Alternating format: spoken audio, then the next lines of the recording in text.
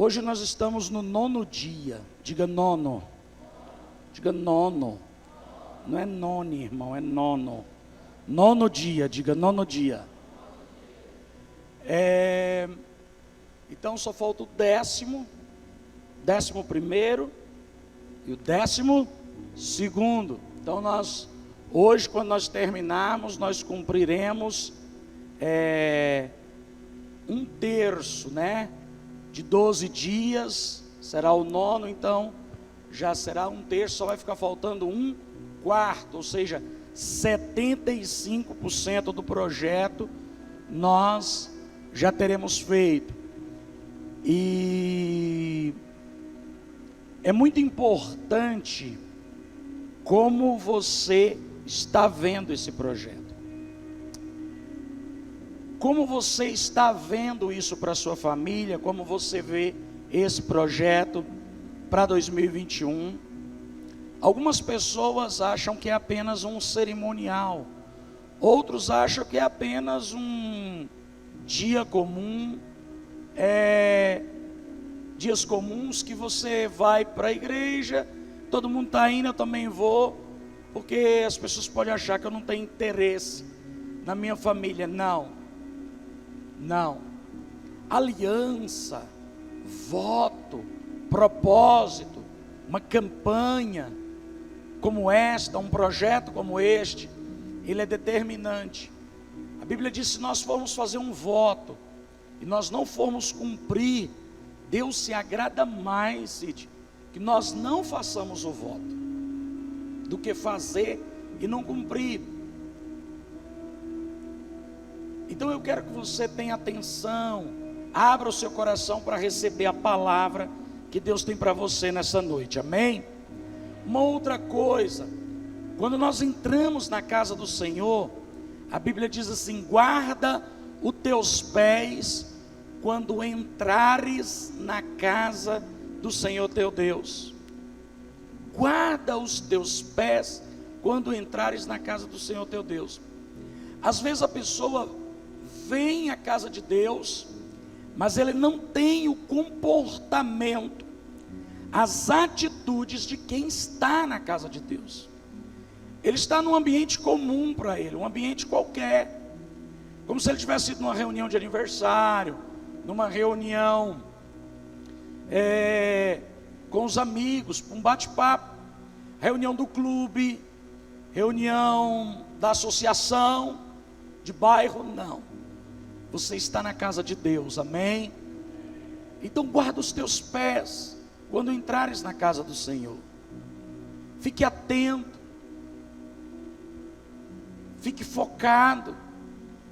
Você está prestando um culto,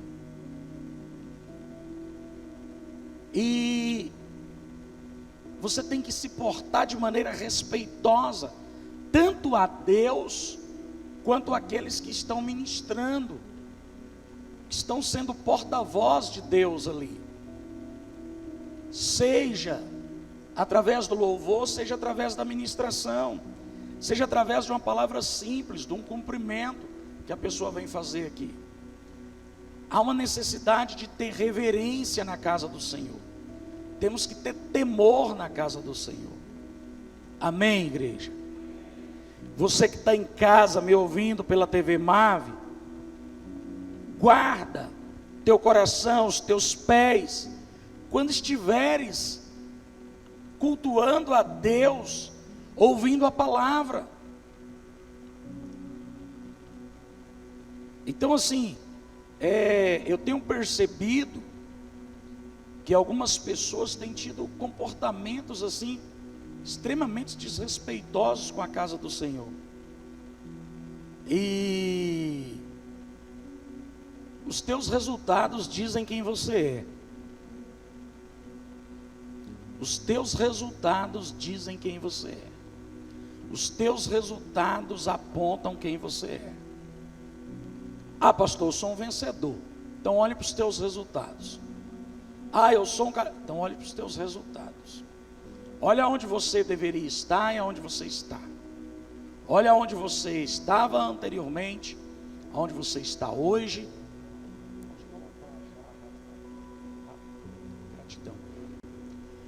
aonde você estava, aonde você está hoje e aonde você poderia estar. E então você vai saber se você é o vencedor que Deus projetou para ser, ou se você ainda está aquém daquilo que Deus, ou se você regrediu. Quem está entendendo o que eu estou ensinando? Diga eu então. Muito bem. Abra sua Bíblia em Isaías capítulo 41. Eu quero ler com você Isaías 41, verso 9 e 10. Minha família vivendo o propósito. No seu papel está assim, propósito / chamado, mas é minha família vivendo o propósito no chamado. E aí você vai entender hoje até a diferença de propósito e de chamado, tá? Vamos lá. O verso 9, Isaías 41, verso 9 diz assim: Tu a quem tomei desde os confins da terra, e te chamei dentre os seus mais excelentes, e te disse, tu és o meu servo, a ti escolhi e nunca te rejeitei. Olha essa palavra, a ti escolhi e nunca te rejeitei. Diga, eu sou escolhido. Não, diga mais forte, eu sou escolhido, não sou rejeitado. Muito bem. Verso 9, 10, aliás, não temas, porque eu sou contigo, não te assombres, porque eu sou o teu Deus, eu te fortaleço, te ajudo, te sustento, com a destra da minha justiça. Olha que palavra. Foi eu que te escolhi dentre os mais excelentes, lá dos confins da terra, lá na América do Sul, lá no Brasil, lá no Tocantins, lá no norte, em Araguaína. Ou você que está na TV Marvel, não sei onde você está em São Paulo, Minas Gerais, Goiás, Mato Grosso, Brasil, nações. O Senhor te escolheu e não te rejeitou. E Ele dá uma palavra: não temas, porque eu sou contigo, não te assombres, porque eu sou teu Deus, eu te fortaleço, te ajudo, te sustento, com a destra da minha justiça, com a minha direita, com a minha mão direita eu te sustento, porque eu sou justo. Então quem te sustenta? Quem te sustenta? E quem te escolheu? Muito bem. Salmos 89, o verso 3 e 4 diz assim: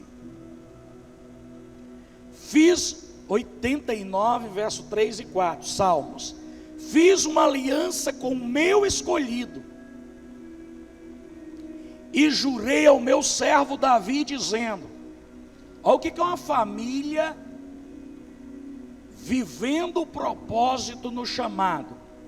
Fiz uma aliança com o meu escolhido, e jurei ao meu servo Davi, dizendo: a tua semente estabelecerei para sempre, e edificarei o teu trono de geração em geração. A tua semente estabelecerei ela para sempre. A tua descendência, Davi, ela vai existir para sempre. Você sabia que tem pessoas que morrem sem descendente? Você sabia que tem gerações que ela acaba em uma pessoa? Chega, vai afunilando, chega naquela pessoa e acaba a geração. No reinado de Salomão, teve uma geração de sacerdotes que foi exterminada, e foi levantada uma geração, a geração de Zadok. mas uma geração comprometida, que tinha a mente de Deus. E a outra geração, que vivia em oscilações, foi exterminada. Diga: minha família tem um propósito. Por isso que Deus te escolheu. Por isso que Deus te estabeleceu. Muitas pessoas e famílias passam pela vida sem saber que tem um chamado. Eu não sei se eu tenho um chamado, pastor. E poucos descobrem que tem um chamado.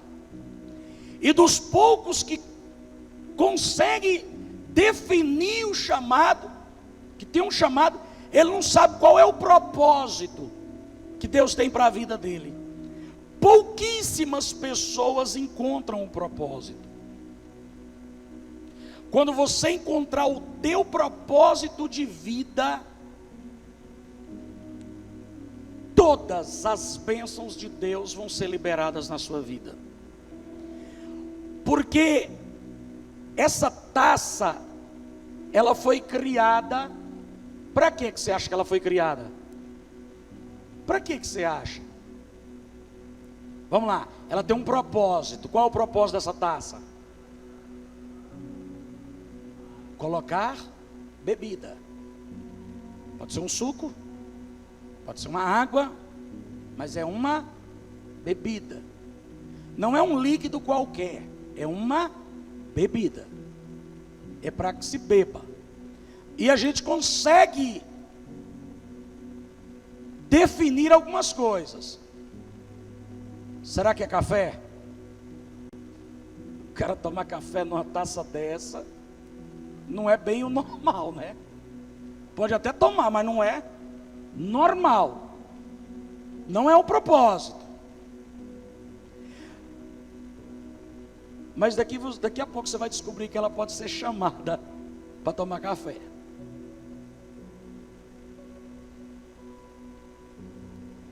A sua família também tem um chamado, e ela também tem um propósito. Então, se já é difícil identificar o chamado pessoal, imagina o chamado da família. Se é difícil identificar o propósito pessoal, imagina o propósito da família. Mas você está indo para uma vertente, e eu vou te trazer para outra logo aqui. Então, pastor, qual é a diferença entre chamado e propósito? Entre propósito e chamado? Todos nós só temos um propósito. Nós temos um propósito de vida. Nós fomos criados com um único propósito. Deus tem um propósito com você.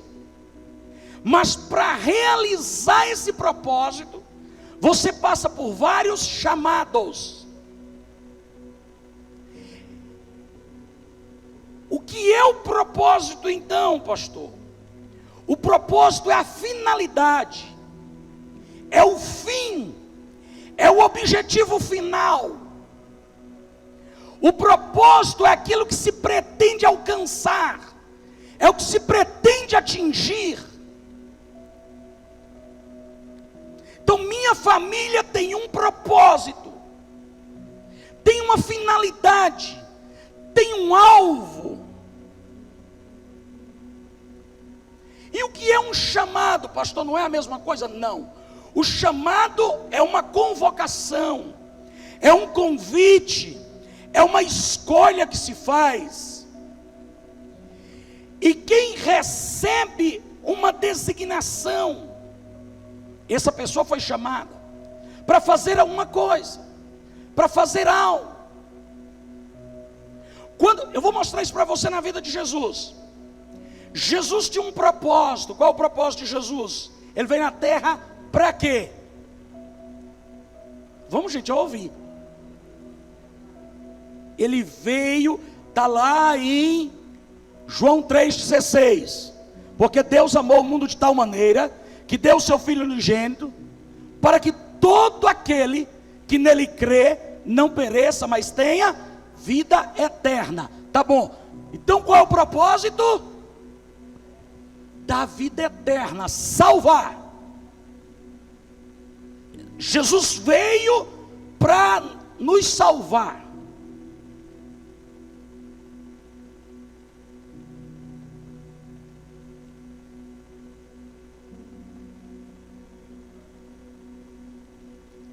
Mas ele foi chamado nessa trajetória da salvação para curar pessoas, para libertar pessoas. Ele foi chamado, teve um chamado dele que foi para a cruz. Jesus, o propósito dele era ir para a cruz? Não, o propósito dele era salvar a humanidade. É tanto que quando ele está na oração ele fala assim: Pai, se possível, passa de mim esse cálice. Esse chamado aí, eu não tivesse jeito de nós resolver ele, mas ele tinha um propósito, que era salvar a humanidade. No meio de atingir o propósito, ele passa pelo chamado.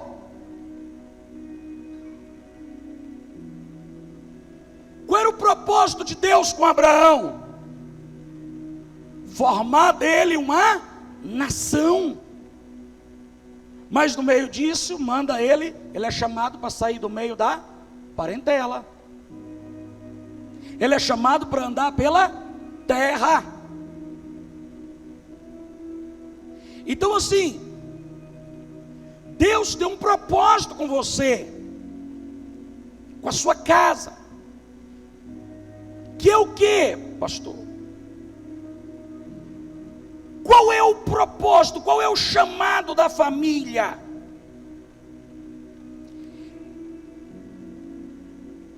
Refletir a glória de Deus.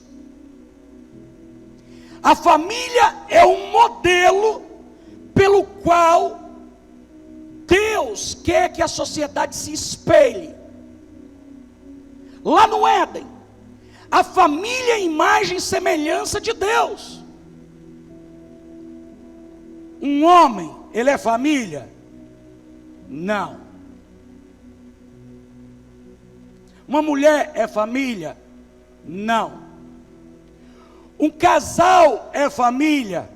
Quase. A família se configura quando é gerado descendência. Quando tem alguém para aquele casal cuidar. Biológico, não biológico, não tem problema, mas tem alguém que se deva cuidar. E quando é que a família começa a ser constituída? No matrimônio. Diga no matrimônio. Diga no matrimônio. Então, como que está o chamado da sua família? Como está o chamado, o propósito da sua família?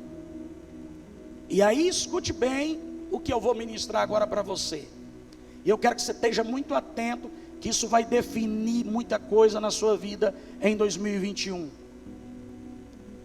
Muitos podem responder para mim que a família está tudo bem. Mas eu vou perguntar para você, ela vai bem mesmo? Porque não há nada que não esteja bom, que não possa melhorar. Então sua vida está boa, mas ela pode melhorar. Por isso nós devemos focar nesse conserto, nesse plano de consertos, das coisas que vão ser estabelecidas a partir desse novo tempo que nós estamos entrando. Quando o Senhor nos chamou, no ano passado, para aquele projeto, preparai o caminho do Senhor, não foi assim? Preparai o caminho do Senhor, foi assim que nós fizemos 12 dias, preparai o caminho do Senhor na nação, preparai o caminho do Senhor na igreja, preparai o caminho do Senhor na família, preparai o caminho da prosperidade, preparai o caminho da saúde, lembra? Deus nos convocou para preparar o caminho, preparar uma caminhada. Nós não imaginávamos que nós íamos enfrentar o que nós enfrentamos em 2020. E quem preparou o caminho, ninguém imaginava o que Deus estava sinalizando para acontecer no planeta, mas quem preparou o caminho, passou por dias difíceis, dias desafiadores, mas venceu. Porém, nós temos que ficar atento, porque 2020 foi um choque. 2020 nós passamos por um processo de um choque, num cenário global, que atingiu as nossas casas, atingiu os nossos lares, atingiu os lugares onde trabalhamos, atingiu as pessoas no aspecto espiritual, emocional, financeiro, familiar. Pessoas que morreram de depressão, pessoas que tiraram a vida sem estar doente, só pressão. Mas quem estava com o caminho preparado, conseguiu superar as adversidades. Eu posso ouvir amém? Então um alerta foi dado para nós, naquele ano, no final de 2019, dizendo: prepara. E quem se preparou, está aqui firme e forte. Você pode dar um aplauso pela sua vida?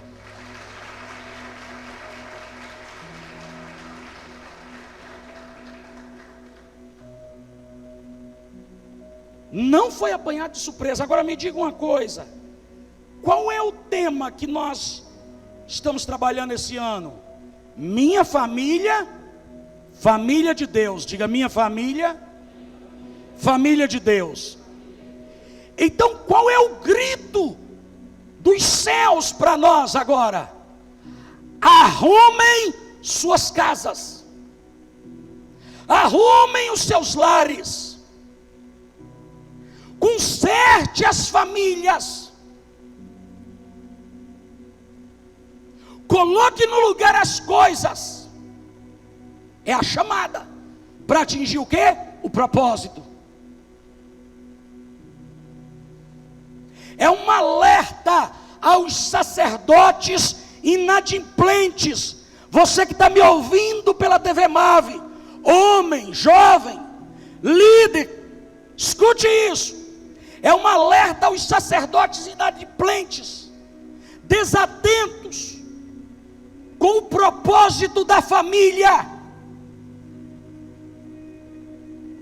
Nós não podemos construir casas de outros, e não interprete isso aqui errado. Nós não podemos construir a casa dos outros à custa da nossa. Eu não estou falando só da família de alguém, a casa dos outros. O que é a casa dos outros? É o projeto dos outros, é os negócios dos outros, é a empresa dos outros, é o trabalho, é o dinheiro.